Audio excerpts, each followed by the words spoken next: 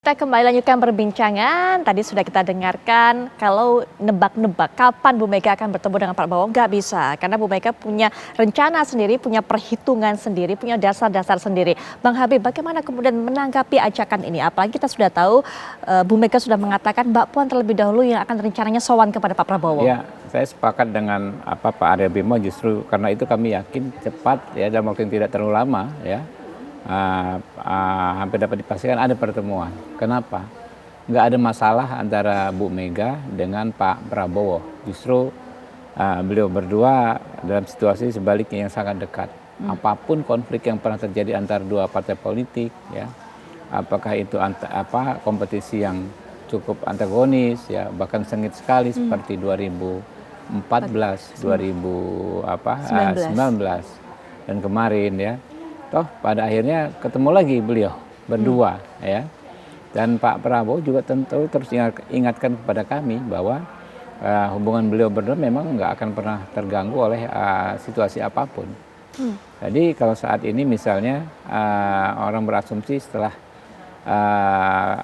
putusan Mahkamah Konstitusi itu juga kami sepakat karena kami pun menghormati masing-masing pihak ya yang ingin menunggu proses politiknya selesai.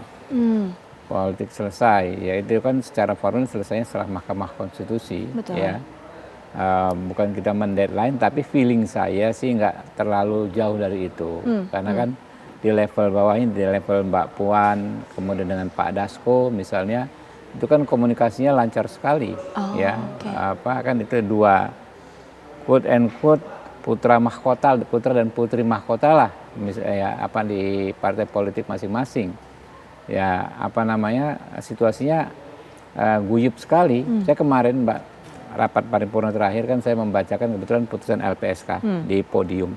Saya mendengar mereka berdua tuh sambil menunggu mungkin ada berapa menit berbicara dalam bahasa daerah Palembang, sangat akrab berdua gitu loh. Artinya memang ini yang seperti inilah menjadi modal besar bagi bangsa kita. Bahwa memang kita ketika berkontestasi bisa seru-seru ya, bisa menyampaikan berbagai jurus masing-masing, tetapi kalau kontestasi menjelang selesai dan apalagi sudah selesai, kita kembali ya sama-sama ke komitmen awal ya, bahwa hatinya merah putih semua gitu loh ya. Bang Habib. Hatinya merah putih semua, semangatnya sama, ingin melakukan yang terbaik buat bangsa dan negara ini. Bang Habib, kalau memang tidak ada masalah, tidak ada yang perlu diselesaikan, dikelirkan antara Pak Prabowo dengan Bu Mega, ketika bertemu nanti sebenarnya apa yang rencana akan disampaikan oleh Pak Prabowo? Apakah rencana untuk menggandeng Bu Mega untuk bisa masuk dalam koalisinya atau seperti apa sebenarnya? Ya tentu ya, komitmen Pak Prabowo ya, komitmen kami adalah bagaimana mengimplementasikan politik merangkul ya.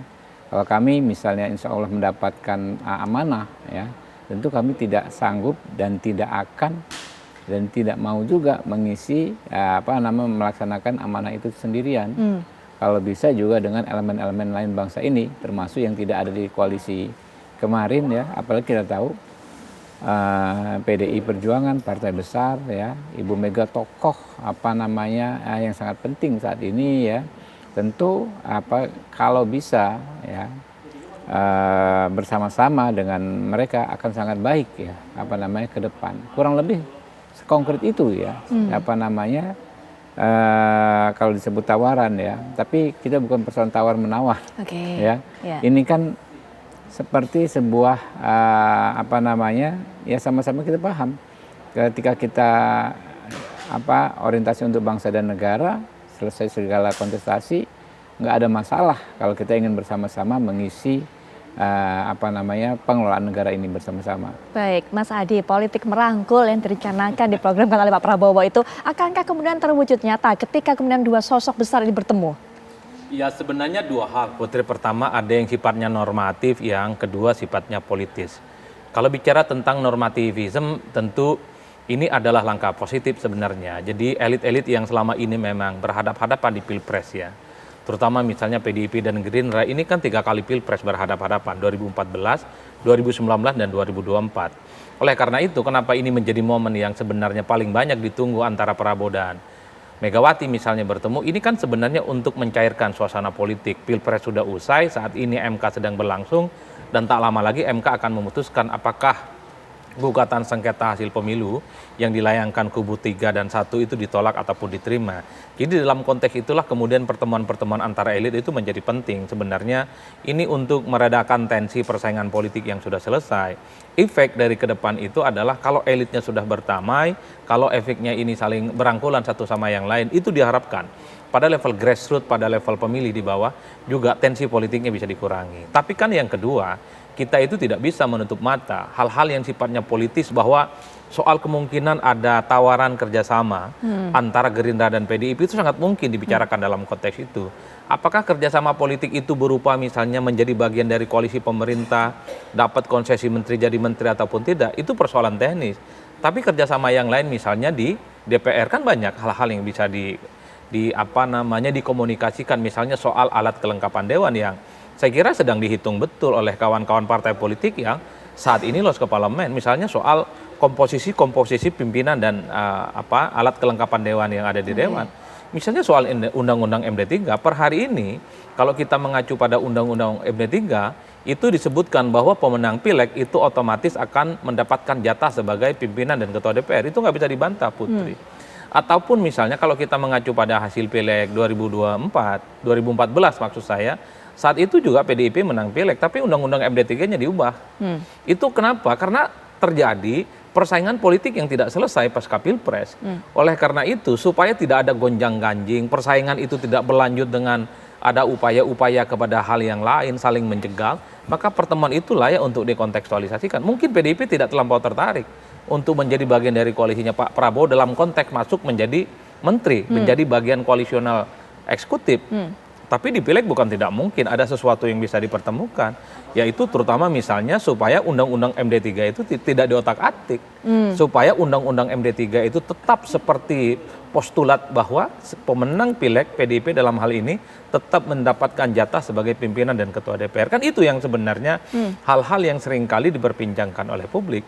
Saya tidak bisa menutup mata bahwa pertemuan antara Megawati dan Prabowo Subianto atau Mbak Puan diutus untuk bertemu dengan Pak Prabowo, ada hal-hal yang sifatnya politis terkait apa saja yang bisa dikerjasamakan. Mungkin soal komposisi menteri, mungkin juga soal DPR, mungkin juga soal bagaimana kerjasama di pilkada serentak di 2024 ini yang 541. Itu bagi saya adalah sesuatu yang biasa sebenarnya diperbincangkan dalam konteks publik. Tentu Bang Habib, Bang Bimo tidak ngomong itu.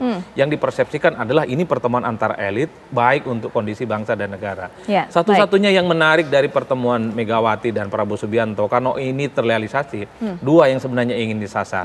Pertama, satu sisi Megawati ini seakan-akan tidak ada persoalan apapun dengan Pak Prabowo. Sekalipun sempat bersaing, tapi kan beberapa waktu yang lalu kita sering mendengar bahwa yang ada persoalan bagi PDIP, yang ada persoalan pada Megawati Soekarno Putri, itu ada pada Pak Jokowi. Jadi dengan Pak Jokowi seakan-akan pintunya itu digembok rapat-rapat, tak ada pintu untuk bertemu, tapi dengan Prabowo ahlan wa sahlan. Tapi dengan Prabowo masih welcome. Oleh karena itu tentu kalau betul ini terjadi, pertemuan antara Prabowo Subianto dan Megawati ini menjadi bridging, menjadi jembatan supaya Megawati juga bisa bertemu dengan Pak Jokowi. Tentu melalui Pak Prabowo Subianto yang per hari ini itu ditetapkan sebagai pemenang Pilpres oleh KPU. Oke, nah yang ini tadi nanti akan kita konfirmasi setelah jeda kepada Mas Bimo. Mas Bimo, jadi pertemuan ini bukan hanya bisa dilihat dari makna normatif saja, tapi ada unsur politisnya memang. Apakah memang nanti pertemuannya soal hitung-hitungan komposisi, baik di DPR ataupun juga di kursi menteri, atau juga ini merupakan pembuka untuk adanya pertemuan antara Pak Jokowi dengan Ibu Megawati Soekarno Putri. Nanti Mas Bimo yang dijawab setelah jeda, kami segera kembali saat lagi.